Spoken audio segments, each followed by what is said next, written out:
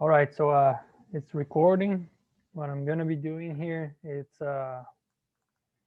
sharing my screen. So uh, can you guys just confirm that you're seeing it, please?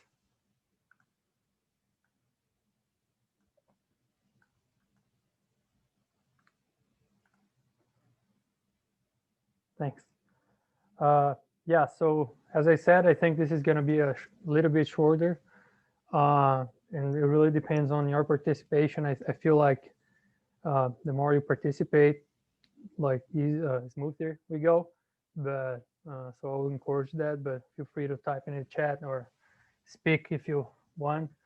So what we're gonna be doing today, we're gonna go over the asset tracking for this week, homework 7, and from homework 7, I'll try already to do a little bit of a recap on yields to maturity, spot rates, and forward rates, a little bit of a review. Okay. Then we're gonna talk a little bit about credit rating, which was one of the modules that Gary recorded this week. How credit rating will affect yield to maturities and bond prices, and what are the components of that: the default loss rate and the recovery rate. We're gonna review actually Treasury's review. We're gonna just focus more on particularly a particular kind of treasuries that we didn't talk much, which was the TIPS, the inflation protection bond. So I'm going to go over an example of that.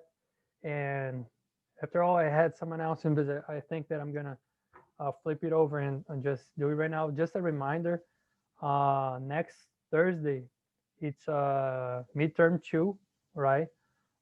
Next week, then probably we will hold a review session as we did from for midterm 1, but I think that is going to be during class time. Okay. As far as the format, I believe that is going to be very similar the of midterm 1.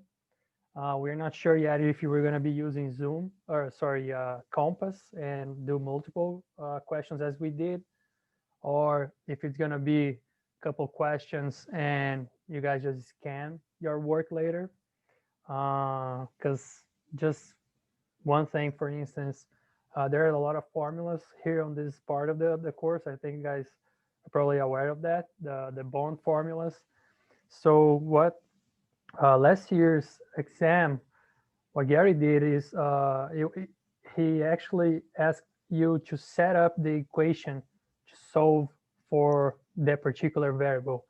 You didn't actually had to solve it, right? As we're gonna be going over the homework.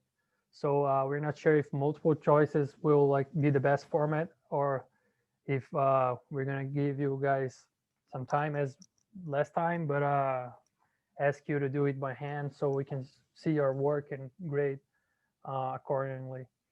All right. So as far as the midterm next week, any questions or concerns, comments, or okay? Yeah, so let's start. If you have something in mind, just please interrupt me, okay? So we won't have the entire week to do it. Yeah, no, yeah. So in that, okay, in that sense, yes, it's gonna be similar to midterm 1. So we're gonna probably release it after Thursday's class, and you're gonna have a week to do it. We just don't know if it's gonna be like on Compass as it was, or it's gonna be pretty much like an assignment, uh, that you will scan your work later. Okay. Yep. All right. So let's get going then here on the content. Asset tracking to start, as always, right? So this is the key for this week. And Gary posted one article there on Compass that you can see. But what you guys found as far as news, or what happened last week that changed the market or influenced the market overall? You can chat, type it on the chat or speak. What do you guys have for reasons of so S&P 500 a little bit up, but treasuries and bonds overall, it went down. VIX increased.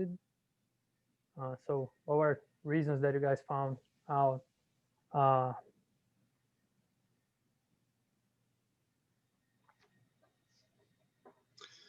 heard can you hear me? Yeah.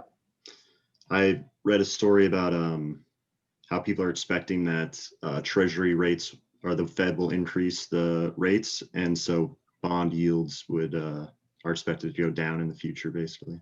Yeah, exactly. Or to go, yeah.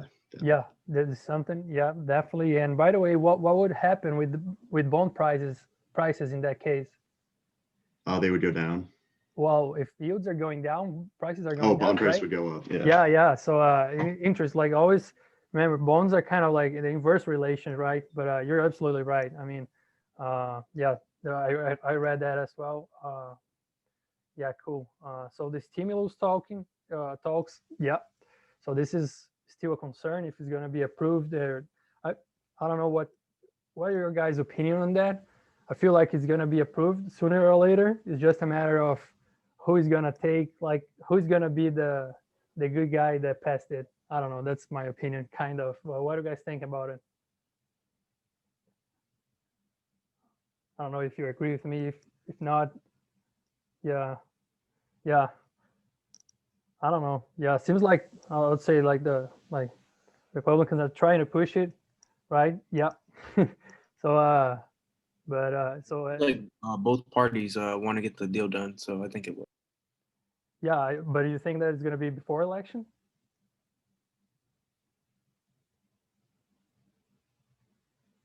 Yeah. So I think it will get done. I'm not just sure if before election. I don't know if they want to mess like with that right now, but yeah. Anyway, this uncertainty, like uncertainty about it, that causes VIX to go up. Something else that you guys might have for reasons that what happened for the VIX, for instance, increasing.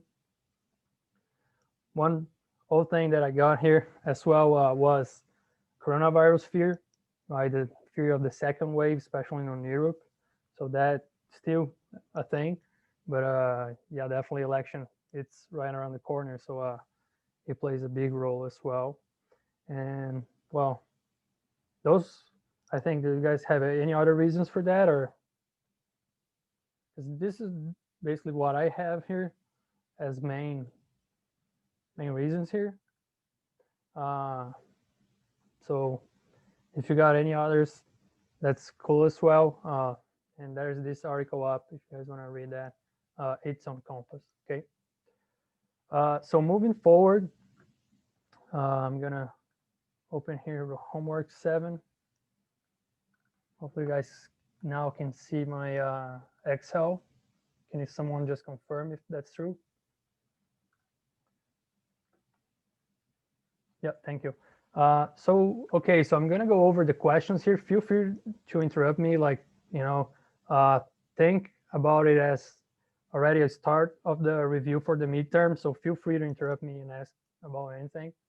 So for question 1, it was pretty much what we have been doing, right? So there is a bond with a par of 1,000, a coupon rate of 3%. The yield to maturity was given already, and we asked before bond price and durations, right? So the way to start that, it's by figuring out the future cash flows that you're going to be getting from that bond, right? So from period 1 all the way down, remember that you have coupon here. So you're going to get the coupon rate divided by 2, because remember, we are talking semi-annual periods, times the par. So you're getting 15 bucks each period here, all the way down. And finally, on the very last period, you got the coupon payments plus the par value, right? So this is your future cash flows. Now for discount factor, less homework, I think.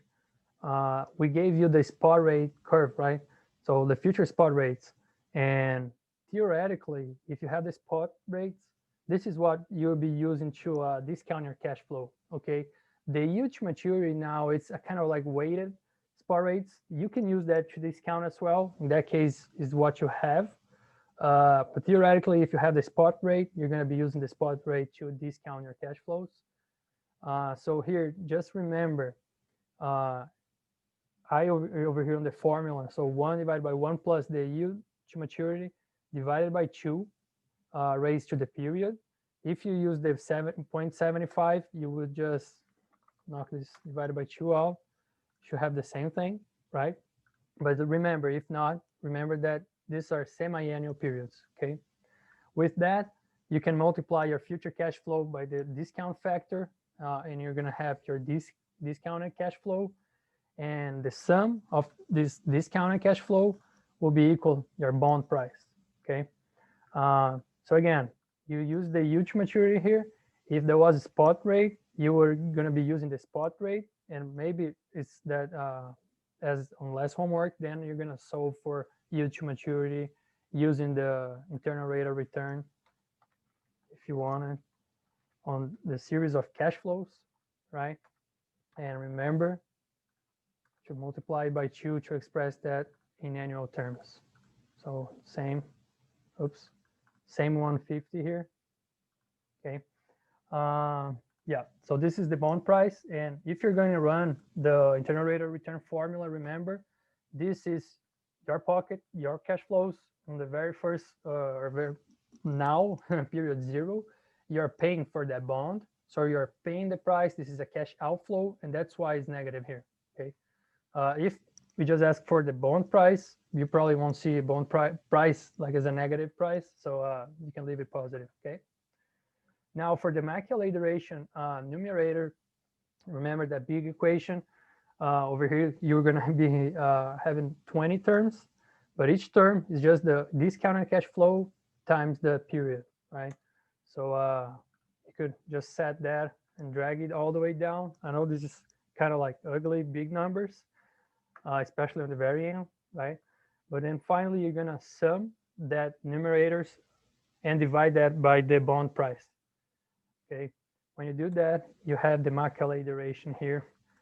Because we didn't say anything, or it's reading here semi-annual, you have 20 semi-annual periods. This is the semi-annual Machiavelli duration, okay? If you wanted to express that in annual terms, just divide that by 2, okay? Now the modified duration is just the Machiavelli duration divided by 1 plus the huge maturity here.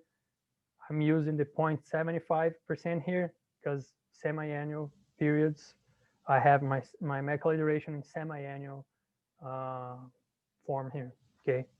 So that's why I'm using it as well. So I think this question 1 was very straightforward, like the mechanics of doing that. Expect something like similar on the midterm, but probably will be like something, what's the process of getting the discounted cash flow? So you might have to set up an equation or describe a process. I don't think we're going to ask you to calculate as we are doing on homework, okay? But do understand what you're doing and what is the process to get the answer or the bond price or Machiavelli duration, and what does that mean, okay? All right, question 2 here. If you download the answer key, it might be kind of a mess, but I'm going to walk you guys through what I did here, and hopefully it will be clear what we are doing here. So for question 2 here, we have maybe the question, hopefully you guys all understood the question. So what we're trying to do here, like this, together this table 3 here, we gave you 4 bonds that you're going to be using as a benchmark to derive the yield to maturity, spot, and forward rate curves, okay? So this is what you're doing here, basically. So we have here bond 1 that has 1 period, 2 periods, bond 2, 3, and 4, bond 4. Bond 1 and 2, 0 coupon bonds, okay? Now bond 3 and 4, you have coupon payments as well, 2.5% coupon rates. They're all $1,000 par. Okay, so for part 1 and 2, we asked you to calculate the yield to maturity here on bond 3 and the price on bond 4. I think this is kind of straightforward. So we already gave you the cash flow here, right? So to figure out the yield to maturity, the discount, the discount rate that would equal the future cash flows, the discounted cash flows to zero here. That would be just the internal rate of return of the cash flows, and remember, times 2, because we have semi-annual periods. So we have here 3%. For bond 4, we gave you the future cash flows, but asked for the price. Now, we gave you the yield to maturity here. So what you could do here, oh, by the way, that's like a bunch of steps here. Hopefully it's easy to follow, okay? But if you have the yield to maturity and you have the future cash flows, exactly what we did on question 1 here, right? You're gonna calculate the discounted cash flows, and the sum of that will be the price. So this is what it's done over here. So we're just finding the discounted factor here for period 1, 2, 3. Then we are discounting those cash flows, just 1 times the discount factor, all the way down. The sum of those discounted cash flows equals the bond price, and you would just paste it as negative, right? Because remember, this is your cash flow. So far so good, I hope, right? If you put everything on the same cell here, great. I broke it down in more steps because I find it easier to work with, and I feel like it's also less prone to mistakes, I guess. But you could have done that, okay? So far so good. Can somebody just put a thumbs up or yes in the chat, just so I know that you guys are with me so far? Cool. Okay, so now moving to question 3. We ask you here complete, so we're deriving based on these 4 bonds as a benchmark, okay, these four treasuries, for instance, the yield to maturity, spot, and forward rates, okay? First thing here that I would do, it's step 3 here, right? So 1, 2, 3. It's for the first period, right? You have the yield to maturity on a 0 coupon bond for the first period. So you have the yield to maturity for period 1. And for the first period, spot and forward are equal. So you should just, type 1 or put equal the yield to maturity. So in the first period, they were all equal, okay, for the first period here. So this period might be better to follow, okay. Now for second period here, you could do the same looking at bond 2, because this is a 0 coupon bond, right? You have the yield to maturity here, the spot rate. If you think on the definition of the spot rate, right, is the yield to maturity on a 0 coupon bond. So same thing as the yield to maturity here. So we have that. And this is the first time that you would need to calculate something here, which is the forward rate. Remember, the forward rate, the estimation of the future rates. So the way that you could do that, you could have done that differently, but I use the same formula from last homework, okay? That relates forwards and spot rates. So if you see here, the formula is pasted over here. The forward rate on period 2, by the way, remember, remember that this notation here, you can see that, for instance, 0 to 1 and then 1 to 2, but usually you're going to be asked, like, what is the forward rate on period 3? And this is the case here, like we are solving for forward rate on period 2. So if we ask you for the forward rate on period 2, just know that we are talking about this number here in front of that. So it's from period 1 to 2, okay? Hope that didn't cause any confusion, but just making that clear. All right, so I just plugged everything here on this formula. Spot rate on period 2 divided by 2 raised to the second, or the period, divided by 1 plus the the spot rate on the previous period, raised to the previous period, and everything minus 1, and then everything times 2, okay? Now, you could have used also this formula here that relates the forward rates and the price of the cash flows, I just find it easier to use that one. So when I have the spot rates plus, I think it's easier on that setup because you could have just dragged that down. Okay. All right. So far we have here the huge maturity, spot, and forward rates for periods 1 and 2. Now let's move on to period 3. Period 3, we have here the huge maturity already. You're using that bond as a benchmark. Okay. Now the spot rate on period 3, that it might not be super clear that I'm gonna do that over here with you guys. What I'm gonna be doing, let me see if I can do that. Let me hide that as well. Okay, so we are working here on, let me do like, let me just move it over here. Okay, and let me just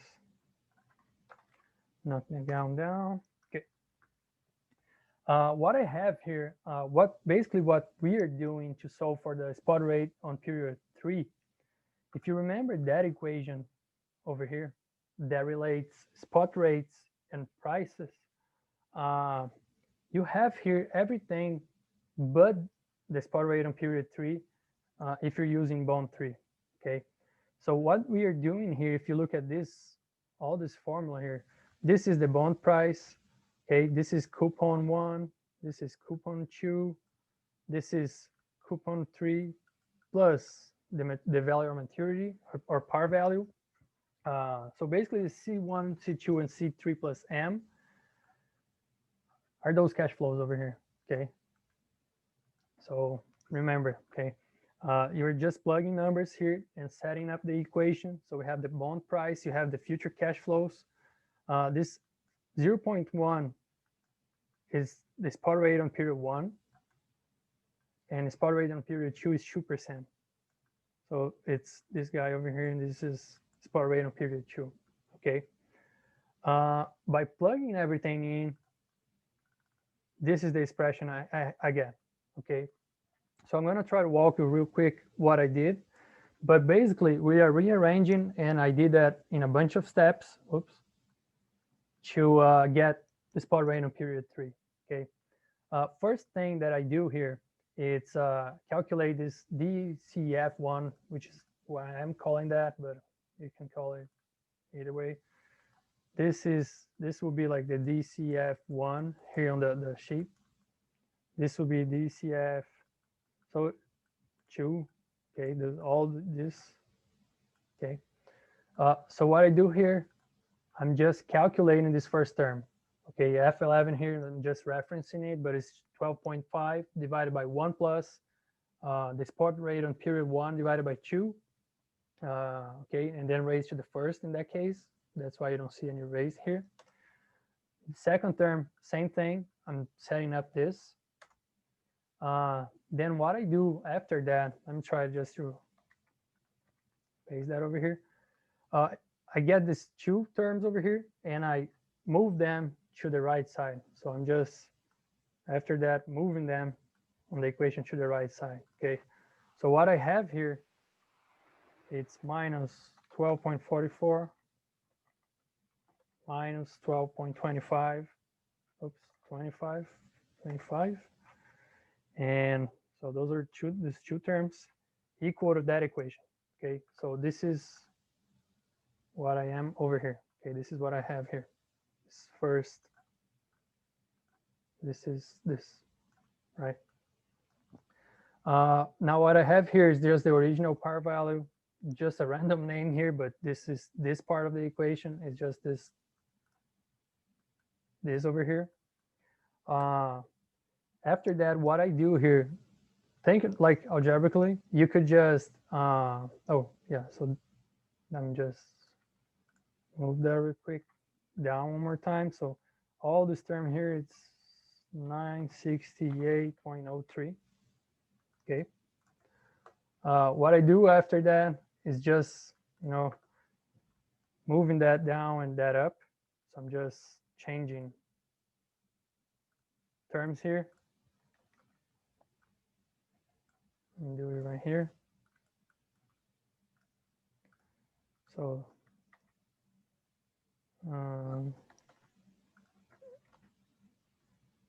hopefully that will work. Let's see. Yeah, not in red, but it's okay. 968.03. Okay, just put everything in red. Okay, so now I have that. What I do here, this percentage of increase or par value with reminder, I'm just doing this over here.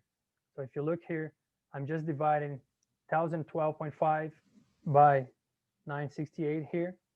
Okay, so let me just mark that in a different color here. So this over here will be this. Oops, all this.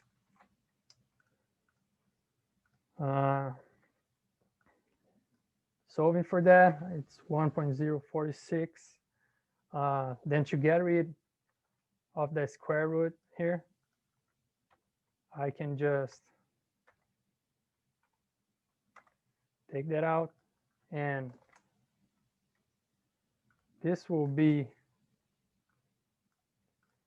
same thing as if I raised it to the third.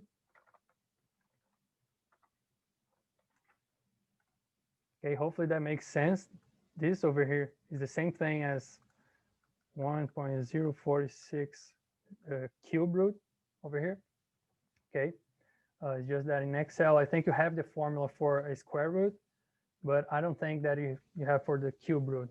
Not sure, to be honest, but you could have just like raised it to 1 divided by 3, same thing. Now we have here this 1.15. Promise that we're going getting to an end, but we have that. Now take the parentheses out here. Now it's simply do that -1, right, to get the one to the other side. And finally, I can do everything here ×2, which is what I do over here. Okay, so I got this number -1 ×2. Solve everything. This is my spot rate on period 3. Okay, maybe I went too fast or too slow, but hopefully you guys figured that despite there is some like algebra to do, it is just plugging in and then solving. And that's what I don't know if you guys asked, but whoever asked me, I try to say like, imagine that you're doing that by hand and break it down on Excel in a bunch of steps. I think you could have like put everything on one cell, but that would be a huge formula here. Probably not, or probably, I mean, if you feel better about it, that's okay, but I find it easier to make mistakes, so I don't. But this is what I have for spot rate on period 3. Okay, let me erase that. Then I just reference that and paste it in here. For the spot rate on period 3, any questions here on the process of getting it?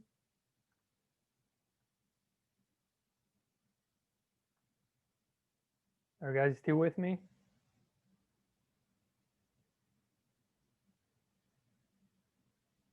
Can I have like just someone confirm that you guys still with me, and or thumbs up? All good? Okay.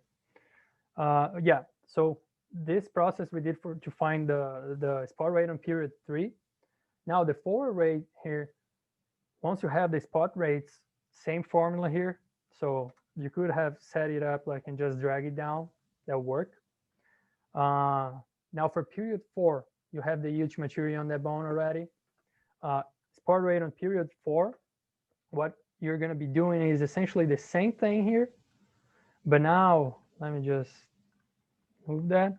I'm not going to go over everything again, but the formula that you would be using here on step 7 will be this.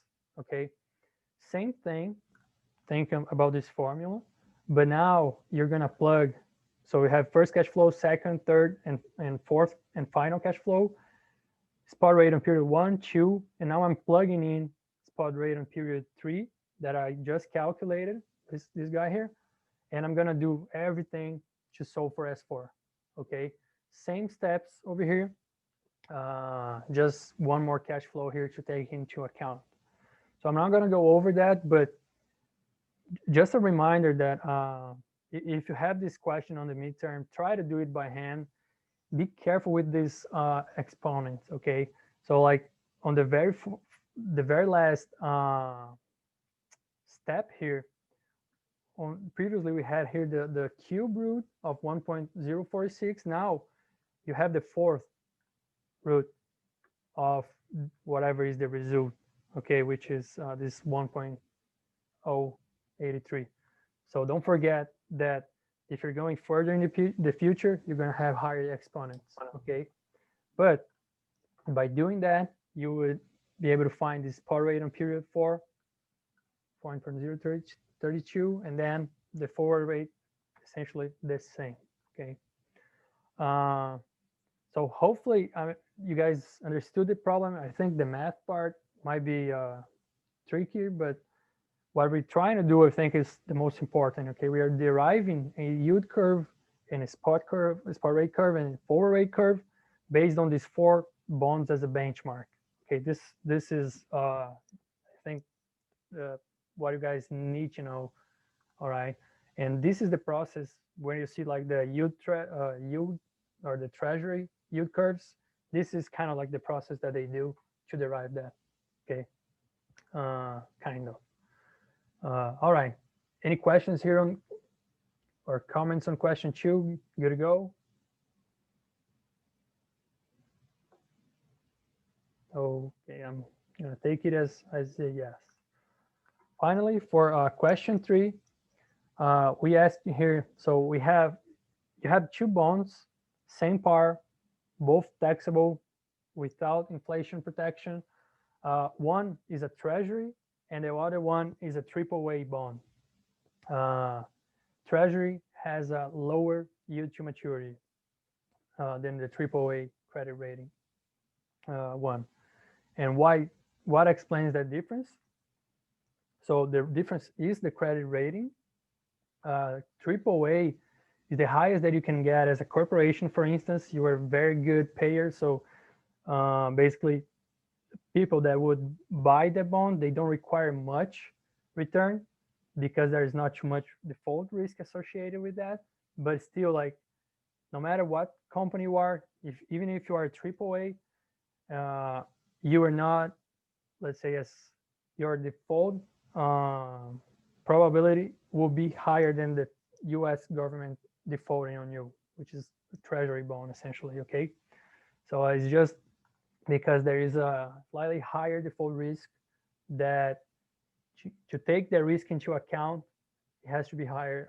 It has to be the case that it has a higher yield to maturity. Okay, and one thing just to note here, maybe it's not specific, but try to think about that. This is an U.S. Treasury. Okay, so let's say here, and we're gonna be talking about it, but I don't know. I'm gonna randomly pick like Angola. Okay, the country Angola in Africa. If the government of Angola issue a bond, that is not the same quality as the U.S. Treasury. Okay, so it's not just because it's a treasury; it's the U.S. Treasury. All right. Okay, so just make sure that you guys follow that.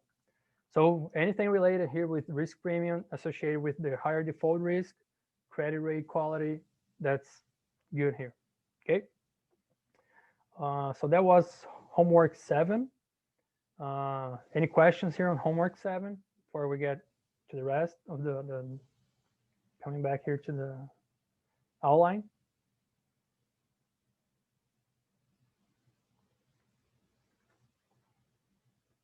Are you guys still with me?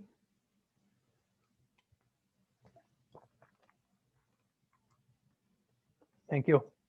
Okay, so just a brief recap of what we just said. We have yield to maturities, which we can derive this yield curve, right, observing in the market, looking at different bonds, but the same quality. and we're going to be talking about in a minute. But after all, the yield to maturity is bond specific. Okay, this is what we can use some as a benchmark and derive the yield curve, but this is bond specific, right? Now the spot rate, right, the which will be like the yield to maturity on a zero coupon bond, it's also market determined. This is market determined, right? And this is the same for all bonds. Okay, so there's not specific spot rate for one bond. Okay, this is the spot rate for everyone on that period, right? So this is the difference that you guys might have in mind. And to calculate for that, if you ask for the process, the name of the process, you can name it something else, but it's that backwardation process. Okay, so find the first, second period, third period, fourth period, and so forth. So we're just plugging everything in the formula, solving for the last one. So as we did on the homework. Finally, the forward rate, the market estimates of rates in the future. So they are not guaranteed. So you cannot lock the forward rate, but this is an estimation of the market of the future rates, interest rates. Okay. Okay, so moving on. We talked a lot already before on this second part of the course about duration, so the Macaulay duration. We talked about how sensitive it's a 3-year bond versus a 10-year bond. So duration is something that matters. Determine yields. Usually, remember, higher duration. So you have that. Oops. Yep. And you have. So this is, I don't know, 1 year. Okay, this thing doesn't work as I expected. Yeah. Yep. So we have here duration. So you see that clearly a duration here reading. But this is yield, right? This is, let's say, a 1 month treasury. This is 1 year, 5, and then 10. So as you increase duration, you increase yields typically. Okay, you can have an inverse yield curve, but usually as duration is higher, you have higher yields. Okay, if you have a typical curve, and more sensitive to changes in yield the bond is. Okay, now we're going to move forward and talk about credit quality, tax exempt, just like straightforward, and inflation protection.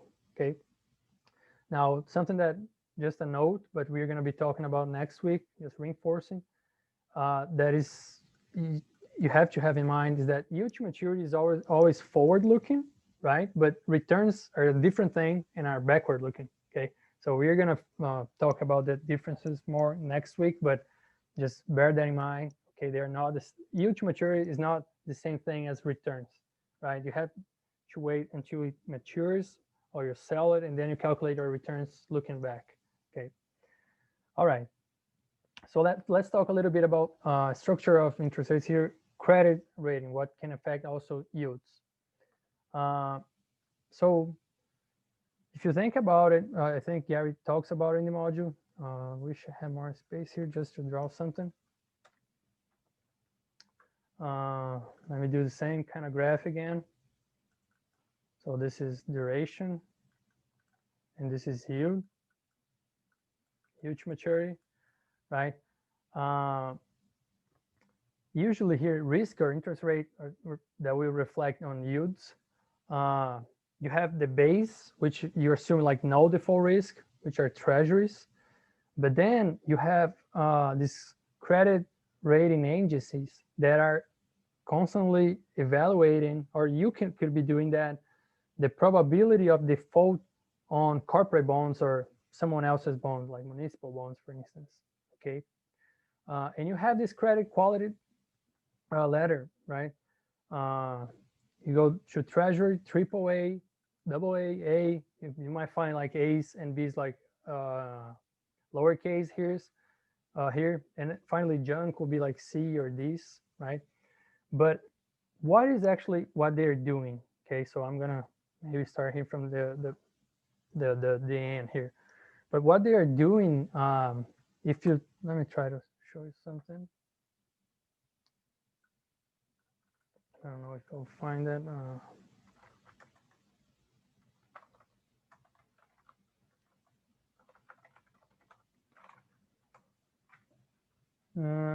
Yeah.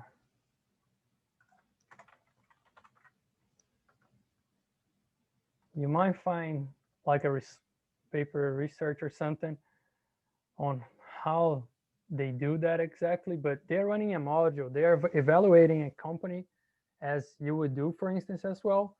And based on each model has its own, but basically based on some factors, for instance, liquidity, profitability, solvency. Anyway, they are coming with a score, a probability of this portfolio of, I don't know, those companies named, I don't know, double B to default. Okay. So let me see if they'll have here something. Yeah, I'm gonna look at that. But so basically what credit agencies rating are doing, they are doing that. They are evaluating the probability of default of several bonds. Okay. And that reflects on the yield, right? So they're evaluating this default loss rate. Okay, the default loss rate is just a function here of default rate and recovery rate, where default rate is the probability of default. So and that's something else, like what they assume as default is if you are late one payment, usually this is already a default for them. Okay, just so you know, but you can be anywhere in the range of going bankruptcy or just being late one payment. This is default as well. Okay, usually. Then times 1 minus the recovery rate. The recovery rate, if you think about that, it's in the case of a default, how much money would you be able to get back? Okay, and if you do that, I'm just gonna show over here. Imagine if you have what is the default loss rate here? So you can calculate it. 5% default rate, 95% recovery rate. You would calculate that, and this is what is 1.25%, maybe. I'm not sure. I just did it. So anyway, this will come out with a number. Let me do that with you guys. So 0.05 times 0.5, 0.25, 2.5. 2.5% default loss rate. Okay, and what they would do then, they will rank that bond on that A's and B's according to the default loss rate. Okay, and then so what you're gonna be having is a premium that you should require to invest in that bond due to its default loss rate. Okay, that's why it is important. So if you look here at what they're doing, and so they're accessing this default risk and recovery, and this is important because this is a major portion of the risk spread. And what is this risk spread? So imagine here you have the typical yield curve here on treasuries. Okay, this is this treasuries. Okay, if you would do that for a AAA bond, you might find something like this. So this is AAA. Now let's do that for a, I don't know, double B. You see something more like this. Finally, you get all the way to like the junk, right? They call. So you see that for each credit quality, you can derive its own yield curve, right? And the difference here between the base, let's say, which is the treasury, and let's say this point here, and this is for a bond of certain maturity here. So this difference over here that goes over here, it's called the risk premium or spread, right? And basically what it's doing is it's taking into account what is that default loss rate probability, okay? So what they're saying is, okay, if you are buying that bond from, let's say, Angola, there is a higher probability of default. That's why they classify that, maybe, okay, I'm not sure, but I'm just hypothetically, as a junk bond. So you should require a very higher yield to maturity than simply investing in treasuries. And that difference is called the spread or risk premium. And great portion of that will be this default probability, okay? There might be other factors as well that might play a role. For instance, liquidity. Now liquidity, not from like accounting perspective, but think about it. If suddenly you have another crisis and you hold that bond, how easily can you sell it? Okay, so if it's not that liquid, you might also require a premium for that.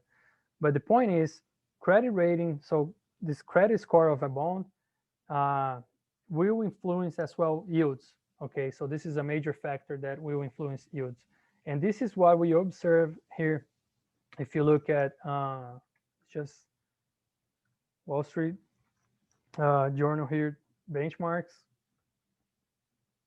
you will see, so you can see like the latest yield. This is US government, 1.18. Double A, a little bit higher. So this is triple B rated, 2.35, a little bit higher. Now all the way to triple C here, 11.08. So you're investing in that bond. There's a higher probability of default that they are accessing here. It's probably, I don't know who is doing that. They probably tell that in the bottom. So this is probably Barclays.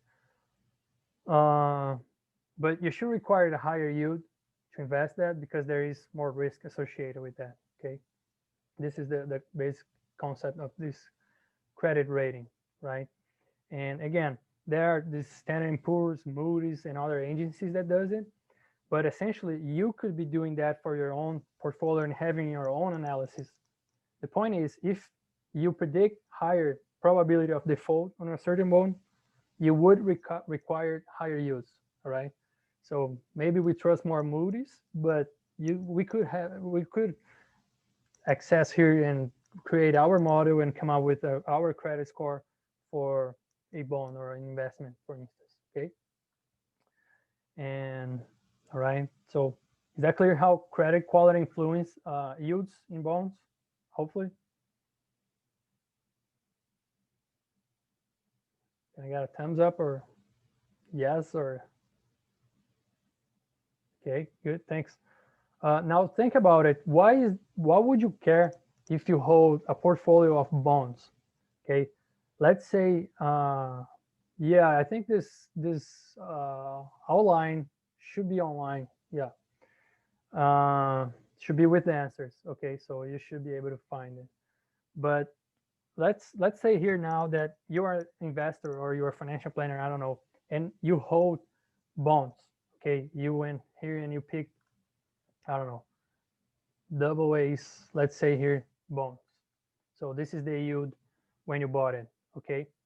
What would happen to your portfolio right now if now Moody's, I don't know, or a credit rating agency decreased its credit rating from double A to double B, for instance? What would happen to your portfolio on that moment?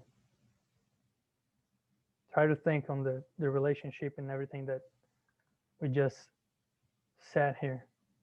What would happen if suddenly the bond that you hold here, let's say now in this example, AAA, get decreased to a double B? Exactly, more risk, right?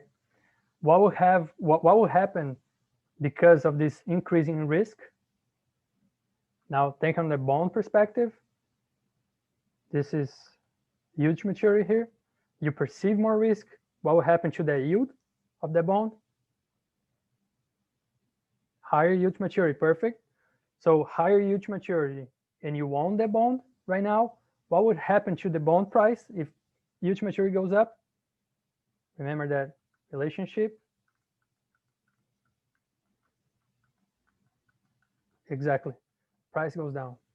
So what you might have, if you have a bond right now on a company, I don't know, and now because of COVID, I don't know, they decreased the credit rating, you should require more returns for that. Therefore, you should require more yields. And what will happen is price will go down. If you hold that right now, you are going to be incurring capital losses.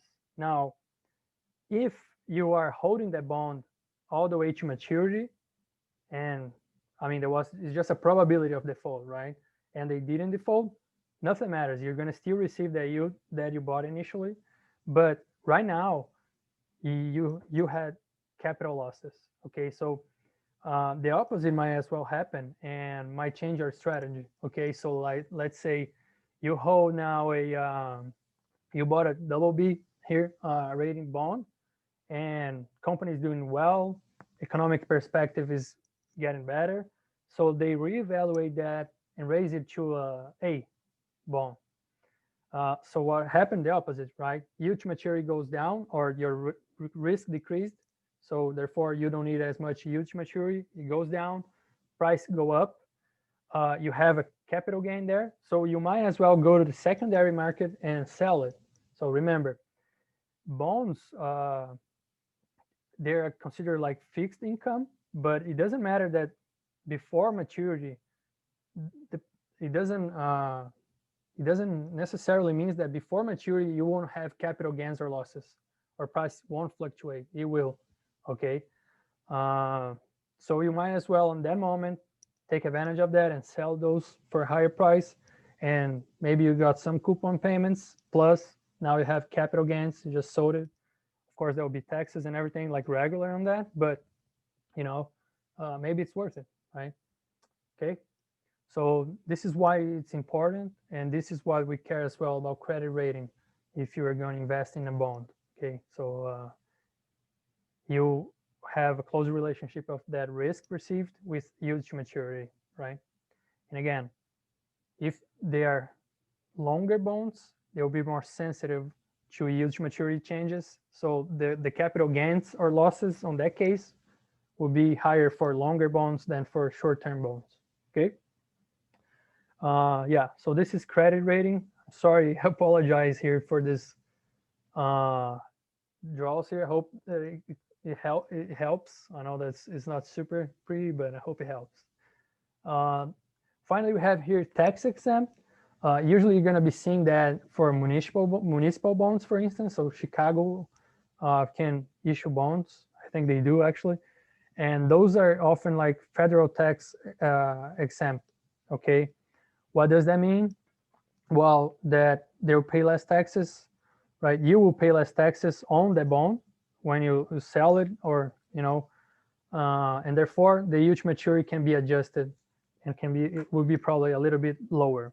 The rationale is like hopefully easy to see. So that calculations that we do usually, so we are coming up with this yield to maturity. We haven't talked about taxes at all, right? But if you sell that before maturity with capital gains, or hold it to maturity, and therefore you earn this yield to maturity here, this internal rate of return, you're still going to have to pay taxes for that.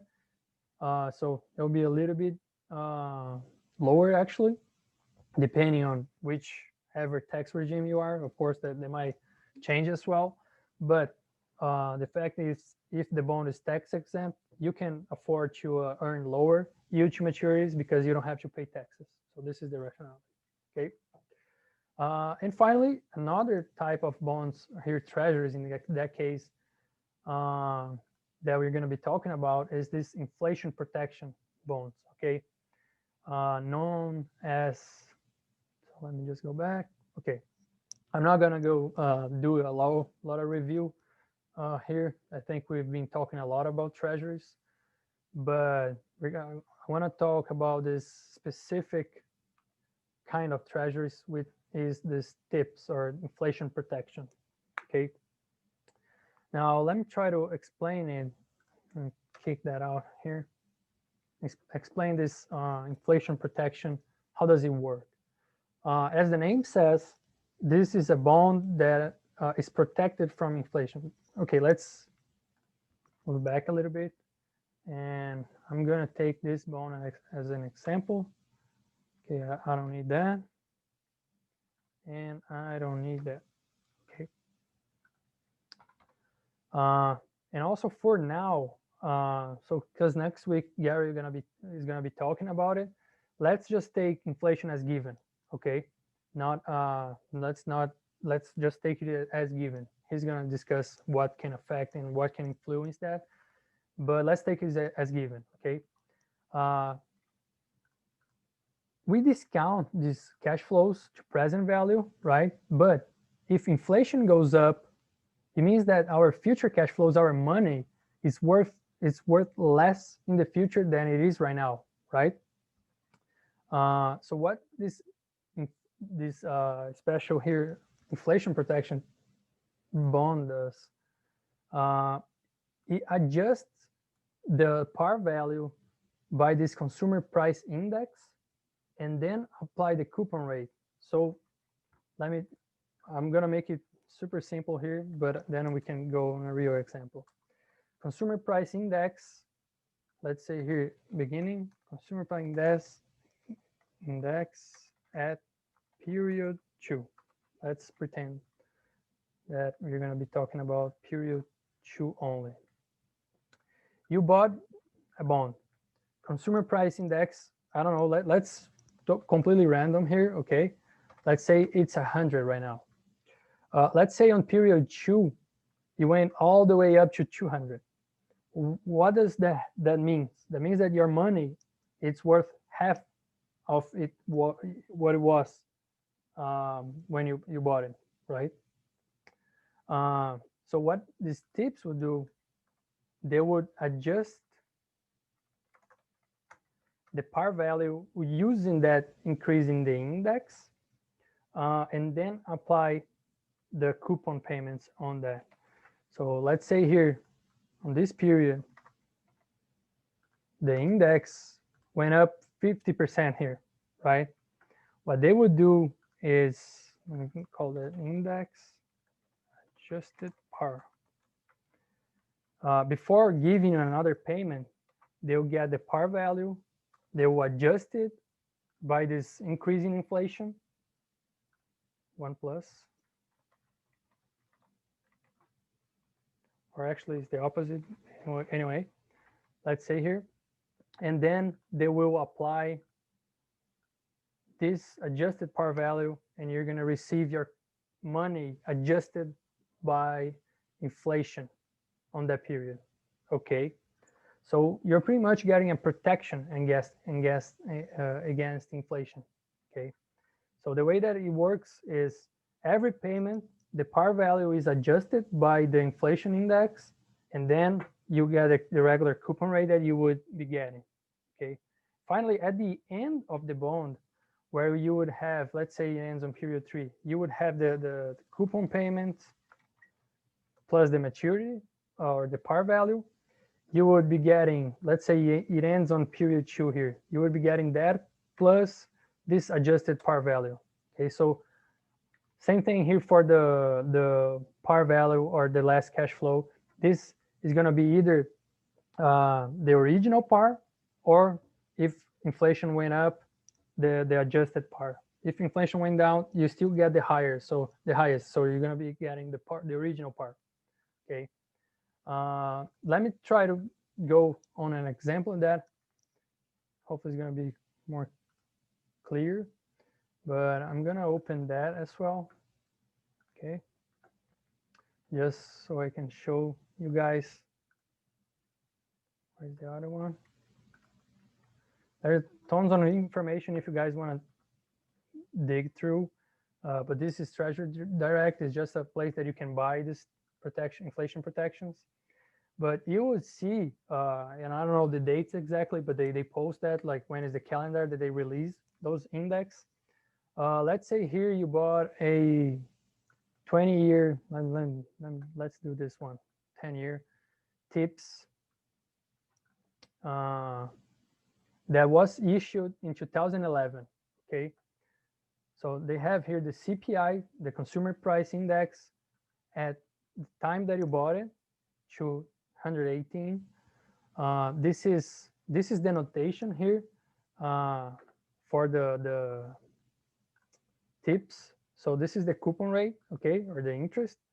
So it's 1 1/8, kind of different, but so it will be 1/8, 1 divided by 8 plus 1. 1, so this is 1.12, 125% of coupon rate or interest payments. Usually there's no par value, but there is a minimum investment. In this case, I think it's 100. So you can invest in 100 increments. You're gonna have this interest every 6 months, same as a bond. But what will happen is, so this is January 2011 when it was issued. The price index was that 118. Let's say the next payment, if it's 6 months, will probably not be in November, right? But let's say it is. It is going to be on November 14th.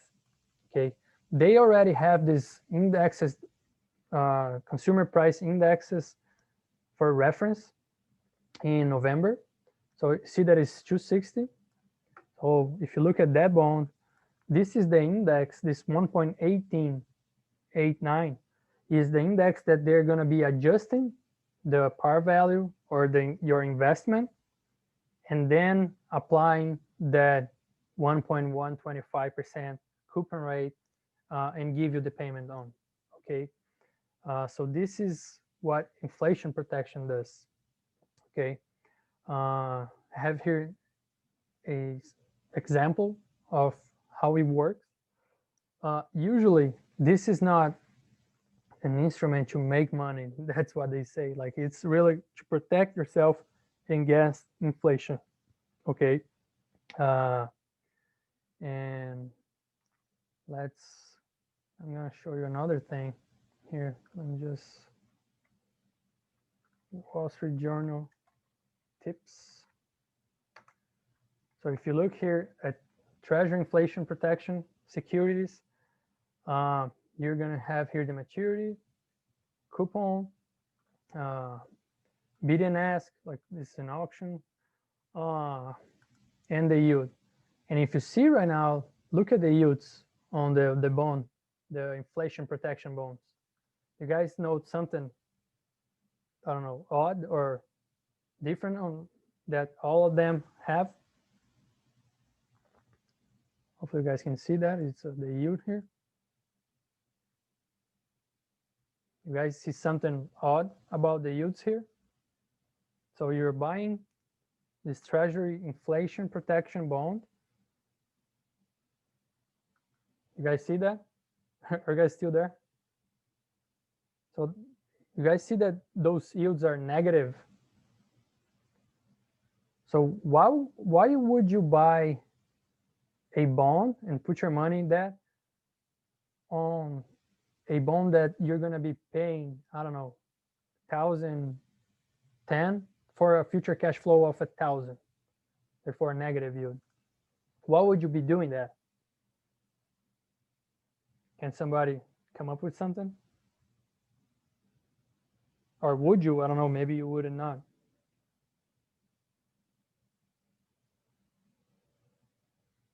Someone has, I don't know, a guess or something? Why would you buy that? Or essentially risk-free? Yeah, but think about it. I can also buy Wall Street Journal bonds. I can buy a Treasury. Let's say here the Treasury 10 years as well. 10-year note with a positive yield, right? They're essentially risk-free as well. That is the normal, perfect. Yeah, exactly.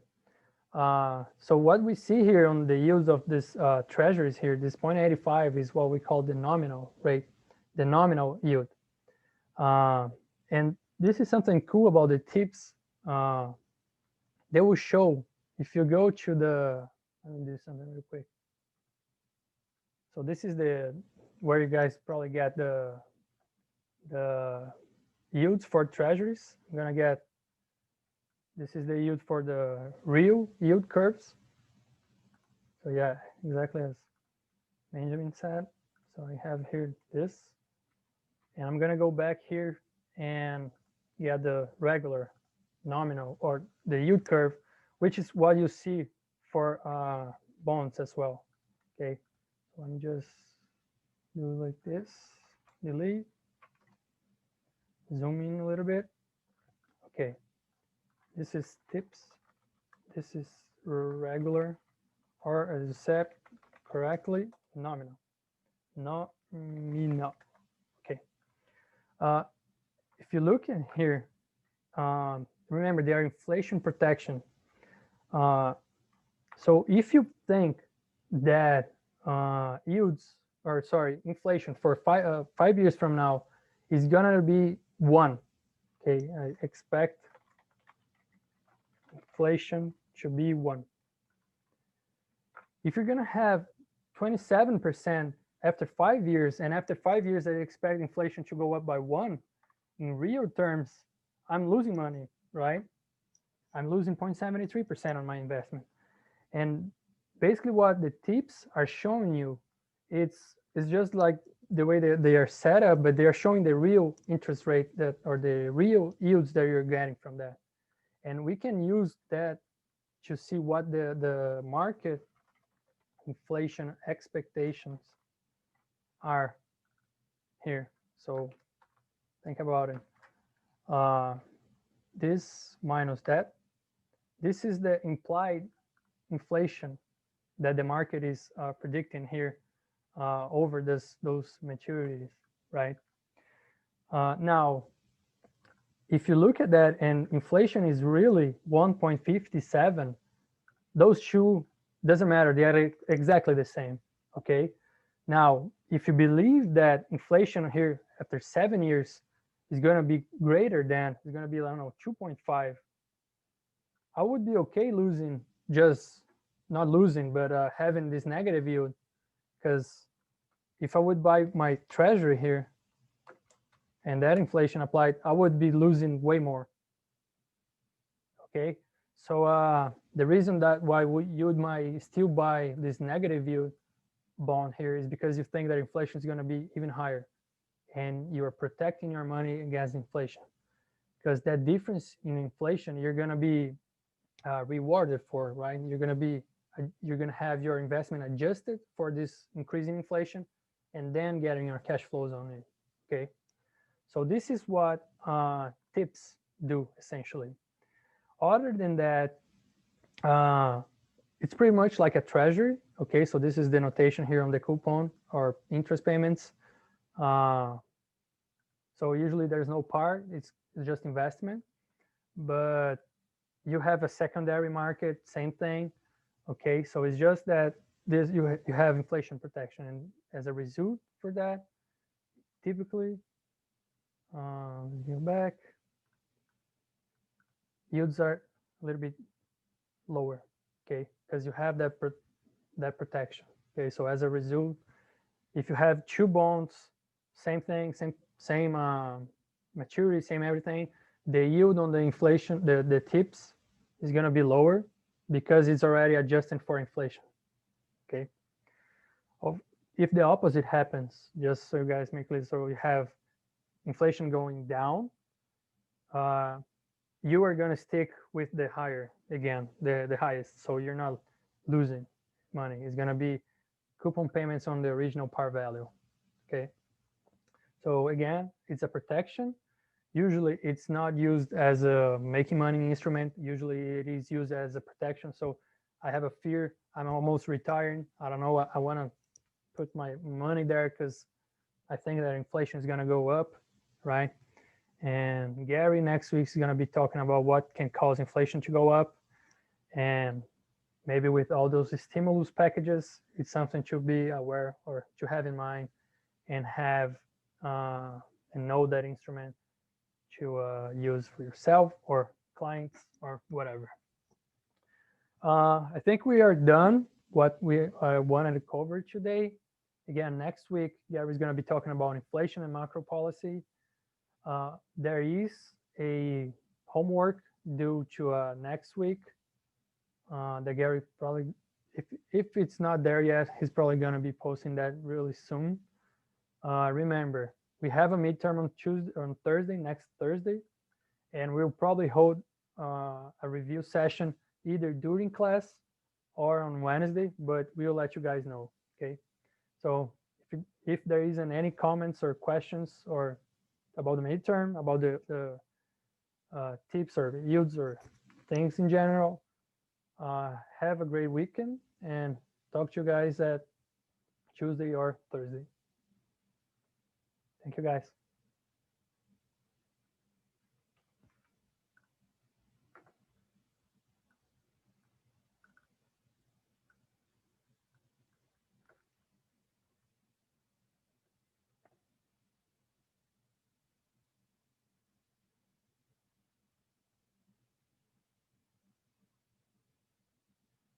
Let's, yep, there you go.